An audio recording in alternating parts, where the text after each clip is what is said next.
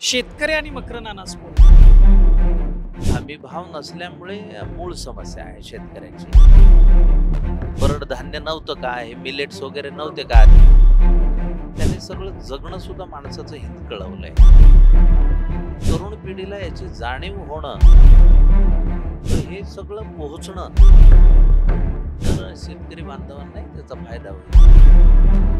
शेतकऱ्यांना शेती विकू नये हा संदेश देणारा हे उपक्रम आहे. त्यांनी सुद्धा हा विचार का नाही करायचा? मग त्या प्रयोगाला प्लॅटफॉर्म आपण दिला पाहिजे. सर्वांनी विचार करण्याची गोष्ट आहे. तुम्ही फक्त हात द्यायची गरज आहे. जर साहेब असं केलं तर तुम्हाला खूप वोटिंग मिळेल.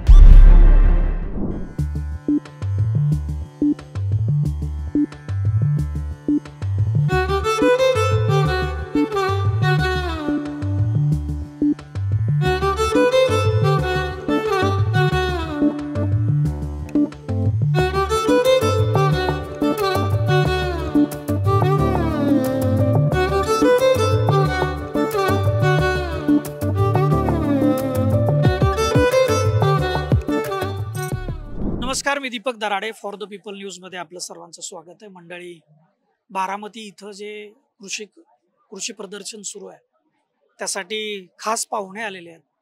मकरंद नासपुरे नावातच सगळी ओळख आहे. हे शेतकऱ्यांसाठी काम करणारा हा अभिनेता आहे आणि नुसतं काम नाही तर मनापासून हृदयापासून काम करणं, ज्याला आपण म्हणतो. आपण नाम फाउंडेशनच्या माध्यमातून महाराष्ट्रातले जे काही दुर्लक्षित शेतकरी, ज्यांना दुष्काळ म्हणा, नैसर्गिक आक्रमण म्हणा, याच्यामुळे जे ग्रासलेलं आहे, जिथं कोणी पोचत नाही तिथं नाम संस्था पोचते. मकर नानासपुरे पोचतात, नाना पाटेकर पोचतात. आज ते कृषी प्रदर्शनाला त्यांनी भेट दिली आहे. मकर नानासपुरे, आपलं मनापासून स्वागत आहे फॉर द पीपल न्यूज मध्ये. शेतकरी आणि मकर नानासपुरे फक्त नाम संस्था उदयाला आली आणि त्यानंतर फक्त हे रिलेशन दिसत नाही, तर तुम्ही मुळातच शेतकरी कुटुंब, शेतकरी संस्कृती, शेतकरी ह्या सगळा जो भाग आहे, मुळातच तुम्ही मराठवाड्यातून आहे. त्यामुळं जे काही प्रश्न आहेत त्याची जी ज्वलंत धार आहे ती तिथून तुम्ही आलेला आहे. कसं बघता याकडं? मी मुळात खूप पूर्वी 2008 मध्ये आम्ही काही मित्रांनी मिळून गोष्ट छोटी डोंगरा एवढी नावाचा सिनेमा याच भूमिकेतून केला होता, की कोरडवाहू शेतकऱ्यांची समस्या सगळ्यांना कळावी आणि ज्या पद्धतीनं आसमानी आणि सुलतानी संकटांना तोंड देत देत शेतकऱ्याचं जगणं मुश्किल होत चाललेलं आहे त्याविषयी ते भाष्य केलं होतं. आज मी इथे आलोय कृषक 2025 मध्ये. मी या अगोदर बारामतीच्या केविकेला कृषी विज्ञान केंद्रात आलेलो आहे, कारण माझ्या एका IITच्या मित्राने शेतकरी बांधवांसाठी एक ॲप तयार केला होता. आता ह्या गोष्टीला बरीच 14-15 वर्ष झाली, पण मी त्याचं मराठीकरण, सुलभीकरण करण्यासाठी पहिल्यांदा इथे आलो होतो. या प्रदर्शनात एका प्रयोगासाठी मी आवर्जून आलो, की आर्टिफिशियल इंटेलिजन्सचा वापर ऊसासाठी केलेला जो प्रयोग आहे तो मला प्रत्यक्ष बघायचा होता आणि मला असं लक्षात आलं, की तो खूप सकारात्मक इथे आपल्याला दिसतो आहे. सोशल मीडिया झालं, आर्टिफिशियल इंटेलिजन्स झालं, हे दुधारी शस्त्र आहे. त्यातलं सकारात्मक वापर, नकारात्मक वापर या दोन्ही बाजू त्याच्या आहेत. पण सकारात्मक वापर होऊन जर शेतकरी बांधवांच्या उत्पन्नामध्ये जर वाढ झाली, आता इथे ऊस शेतीचा जो प्रयोग आहे त्यामुळे बऱ्याच गोष्टी साध्य होतील. एकतर सॅटेलाइट द्वारे ते जमिनीचं सगळं काय निरीक्षण करता येतं, त्यामध्ये काय कमी आहे, सॉइल मध्ये काय कमी आहे, त्याला पाणी किती गरजेचं आहे. म्हणजे ऊसाच्या पिकाला फार एक्सेस पाणी पण बऱ्याच ठिकाणी दिलं जातं, ते कमी होईल. त्यानंतर खताची खर्च कमी होईल अशा पद्धतीनं आणि एकरी उत्पादनामध्ये वाढ होईल. म्हणजे साधारण ते जवळपास 30 ते 35% वाढ तर निश्चित उत्पादनामध्ये होईल असं मी बघतोय. आणि आणि सगळ्यात जास्त गर्दी सुद्धा तिथंच दिसत होती. बरोबर, बरोबर. कारण त्यातून शेवटी कसं होतं, की उत्पादन वाढलं, तर निदान हातातोंडाशी गाठ येईल का असं. कारण शेतकरी आपल्याकडे पहा, हमी भाव नसल्यामुळे मूळ समस्या आहे शेतकऱ्याची. तर आणि त्यात पुन्हा हे अस्मानी संकट कधीही येतं. अवकाळी पाऊस आपण अलीकडे बघतो. बऱ्याच हवामानामध्ये ज्या पद्धतीचा बदल आपण बघतोय, तो पण थोडासा घातक आहे आणि तो पहिला मुळावर येतो शेतीच्या.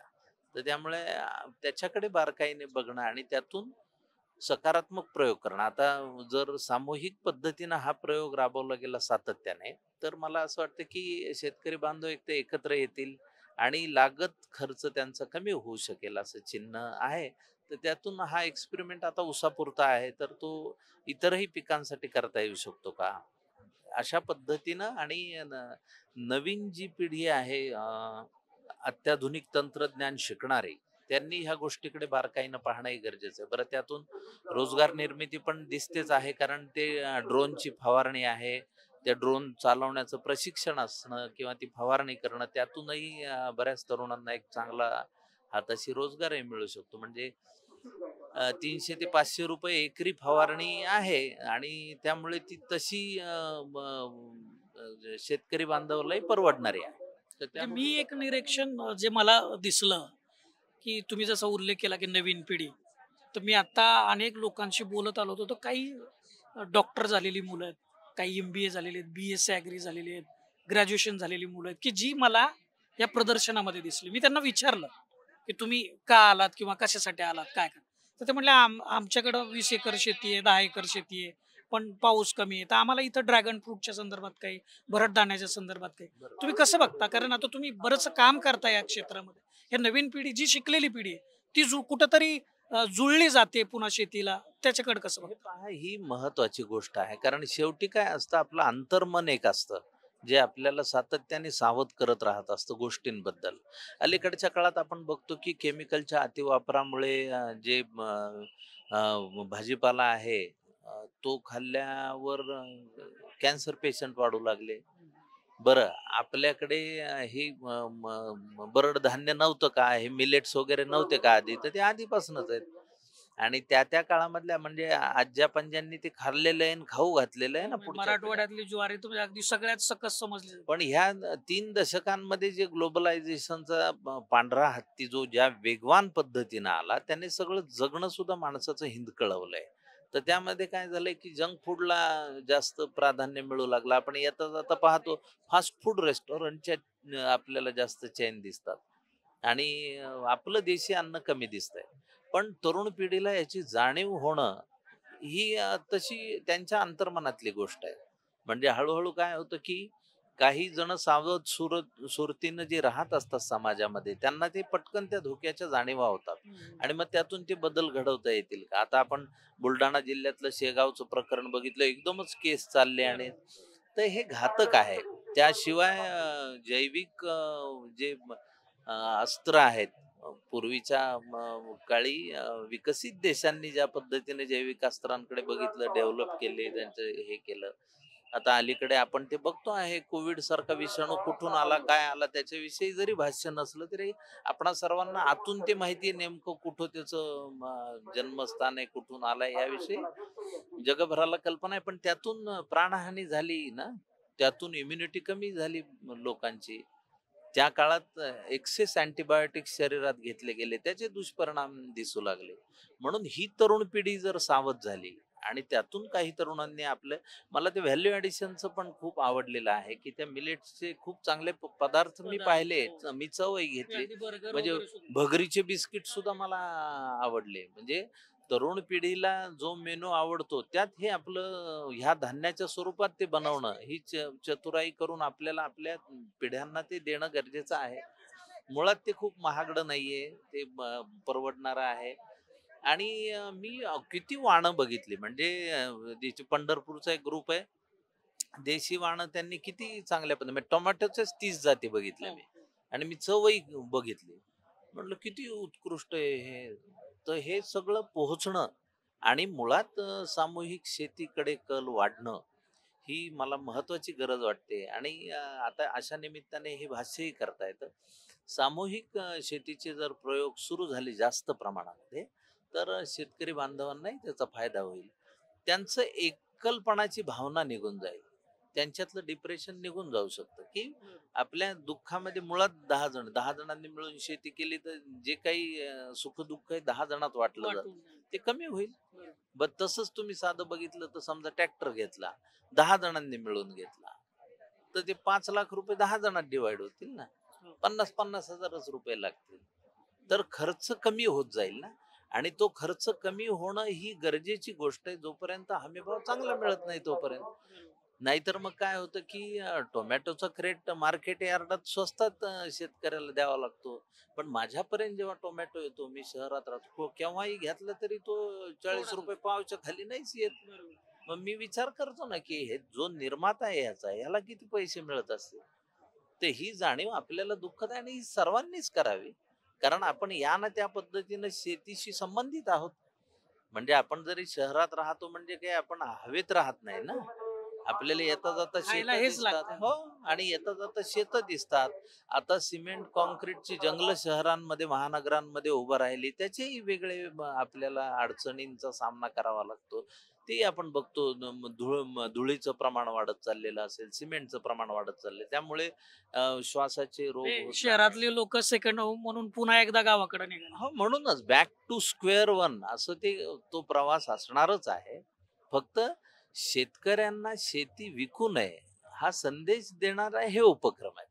बरोबर. आता मला दादा हे एका विषयाकडे मला खरं तर तुमचा विचार याच्यावरून जाणून घ्यायचा आहे, कारण तुम्ही नाम संस्थेच्या माध्यमातून अतिशय तळागाळात आणि ग्राउंडवर काम केलंय.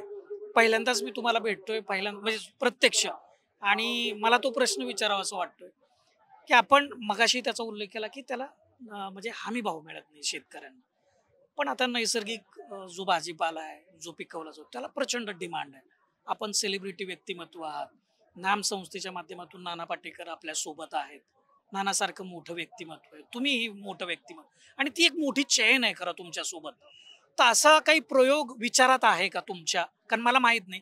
पण या जर गोष्टींना जर एखादं मार्केटिंग प्लॅटफॉर्म जर उपलब्ध करायचा असेल, तुमच्यासारखी व्यक्ती जर पुढे आली, मोठं एखादं उपक्रम सुरू झाला, तर गावखेड्यातल्या शेतकऱ्यांना पिकवलेला चांगला शेतीमाल मुंबई सारख्या, दुबई सारख्या परदेशात सुद्धा म्हणजे हा माल जाऊ शकतो. मला असं वाटतं की आमच्यासारख्या व्यक्ती यापेक्षा आपल्या समाजामधल्या ज्या प्रतिष्ठित व्यक्ती आहे, भले त्या राजकीय क्षेत्रातील असतील, त्यांनी सुद्धा हा विचार का नाही करायचा.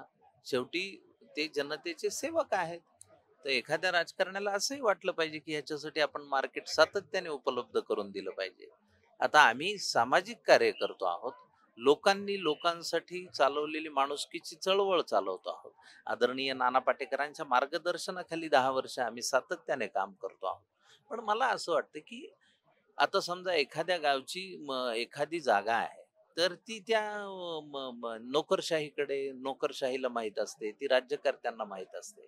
तर त्यांना असं वाटणं, चला बुवा हे आपण सेंद्रिय पद्धतीने जे काम करतात आपल्या मतदारसंघात, बरं तुम्ही तेवढ्यासाठीच निवडून येता ना, मतदारसंघासाठीच निवडून येता, त्यांची सेवा करा. त्यांनी बघायचे कुठं कुठं प्रयोग चाललेत, मग त्या प्रयोगाला प्लॅटफॉर्म आपण दिला पाहिजे. चला बुवा आपण देऊया. आणि काही राजकारणी हे करताना दिसतात. नाही असं नाहीये. म्हणजे जसं ठाण्याचा आंबा महोत्सव असेल, म्हणजे आमदार संजय केळकर त्या पद्धतीनं ते मी आंबा महोत्सवाला भेट दिल्यानंतर माझ्या लक्षात आलं कोकणातल्या शेतकऱ्यांचा माल 10 दिवस इतका विकला जातो तिथं. किंवा भीमथडी सारखं हे असेल जिथे महिला अल्प बचत गटाला खूप चांगल्या पद्धतीचं उत्पन्न मिळू शकतं. तर ही सर्वांनी विचार करण्याची गोष्ट आहे. म्हणजे कसं होतं की तुम्ही सामाजिक करता, आता तुम्ही सगळं करा बरं, अशा भानगडीत नाही पडायला पाहिजे. आपण सगळ्यांनी मिळून मी हे करू शकतो, मी हे करू शकतो, अशी जबाबदारी जर प्रत्येकाने स्वीकारली तर मला असं, आणि ती राजकारण विरहित असावी. कारण एक 10 जणांचा ग्रुप आपल्याला दिसलाय की हा प्रयोगशील शेतकरी आहे. आता आम्ही माढ्याला 34 किलोमीटरचं काम केलं पाण्याचं. तर आता तिथे विठ्ठल गंगा प्रोजेक्ट आहे तो. तर त्या विठ्ठल गंगाची फार्मर प्रोड्युसर कंपनी मागच्या वर्षीपर्यंत 3,000 शेतकरी होते त्या कंपनीत.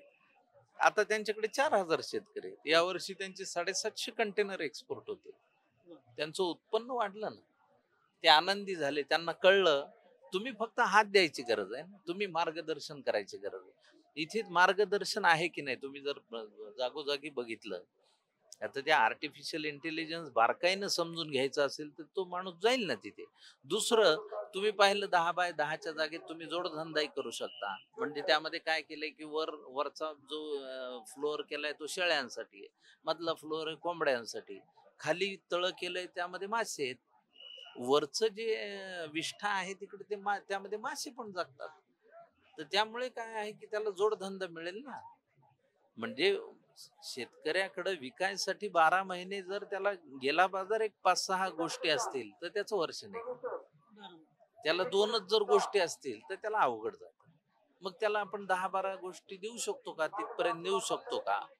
बरं, फार्मर एकत्र आले तर ते मिळून व्हॅल्यू ऍडिशन करू शकतात का? आपल्याकडे काही काही ठिकाणी फार चांगल्या, आता मराठवाड्यातलं समजा आमचं बीड जिल्हा आहे, बीड जिल्हा असेल, त्यानंतर अहिल्यानगर असेल आणि धाराशिव असेल. ह्या 3 जिल्ह्यामध्ये एक 7 गावांचा पट्टा असाय जिथं पर्जन्यमान खूप कमी आहे, पण तिथं येणारं सीताफळ हे अतिशय दर्जेदार आहे. तर तिथल्या शेतकऱ्यांना मिळून एकत्र आणून तुम्ही सीताफळ पिकवा, त्याच्यावर व्हॅल्यू ऍडिशन तिथंच करा आणि मग ती मार्केटिंगसाठी जर मदत केली. आता 5 स्टार हॉटेल वगैरे आपण सगळीकडे बघतो. आम्हाला ते कस्टर्ड ऍपलचं आहे का फ्लेवर असं विचारणारे बरेच यंग लोक बघतो आपण. तर मला असं वाटतं की व्हॅल्यू ऍडिशन करून नवनवीन प्रयोग या निमित्ताने राबवता येऊ शकतात आणि हे कुणा एकट्याचं काम नाही. आता पुन्हा तुम्हाला सामूहिक शेतीचा कारण हे आता मला तुम्ही विचारणं की तुम्ही ह्यात काहीतरी पुढे येऊन, आता ते कसं होतं की तुम्ही एकदा गुलाल लावला की तुम्हीच व्हा पुढं असं म्हणण्याची आपल्याकडे पद्धत आहे. पण तो गुलाल आपण सगळे मिळून लावूया. बळवट भरूया म्हणजे हा, तुम्ही माध्यम म्हणून हे काही जे प्रयोग आहेत ते लोकांपर्यंत, आमच्या प्रेक्षकांपर्यंत पोहोचवू. त्यानंतर तुम्ही राज्यकर्त्यांकडे जा, जे सत्ताधारी आहेत त्यांच्याशी बोला, जे विरोधी आहेत त्यांच्याशी बोला, त्यांचा वेळ घ्या, त्यांना 10-15 मिनिटं हे सांगा समजावून की तुम्ही जर साहेब असं केलं तर तुम्हाला खूप वोटिंग मिळेल, तुम्हाला खूप हे मिळेल. हे जिंकून येण्याचं सूत्र सांगितले कदाचित जोडले जातील. कदाचित जे काय असेल ते ज्या पद्धतीने ज्याला कळेल त्या पद्धतीने त्याला जर सांगता आलं तर मला असं वाटतं की सकारात्मकता वाढीस लागेल आणि ती आता गरजेची आहे. खूप खूप धन्यवाद दादा. अतिशय मौलिक विचार तुम्ही आमच्यासोबत शेअर केलाय आणि नेहमीच म्हणजे शेतकरी जिथं कुठं असेल तिथं मकरंद अनासपुरे कायम दिसतात आणि ते आवर्जून येतात त्या, आणि ही तुमची जे हळवेपण आहे शेतकऱ्यांबद्दल हे असंच कायम राहो या सदिच्छा व्यक्त करतो. ते आपल्या सगळ्यांमध्येच राहावं म्हणजे आपण पुन्हा जय जवान जय किसान जोरात म्हणू शकू. क्या बात आहे. हे होते मकरंद अनासपुरे. कायम शेतीविषयी आपुलकी प्रेम आपल्याला दिसत आलेलं आहे. नाम संस्थेच्या माध्यमातून ते काम करतात आणि जिथं कुठं शेतीच्या संदर्भामध्ये काही चांगलं घडतंय तिथं ते आवर्जून जातात. त्यांचे विचार आपण ऐकले, अतिशय मौलिक विचार, मार्गदर्शन त्यांनी केलेलं आहे. काय केल्यानं काय होऊ शकतं हे सांगितलेलं आहे. भविष्यामध्ये अशा पद्धतीचे जे प्रयोग आहेत हे शेती आणि शेतकऱ्यांचं भविष्य मात्र उज्ज्वल करण्यासाठी सार्थकी लागतील अशी अपेक्षा करूया. कॅमेरामॅन रोहित वनकटेसह मी Deepak Darade, for the people news 12.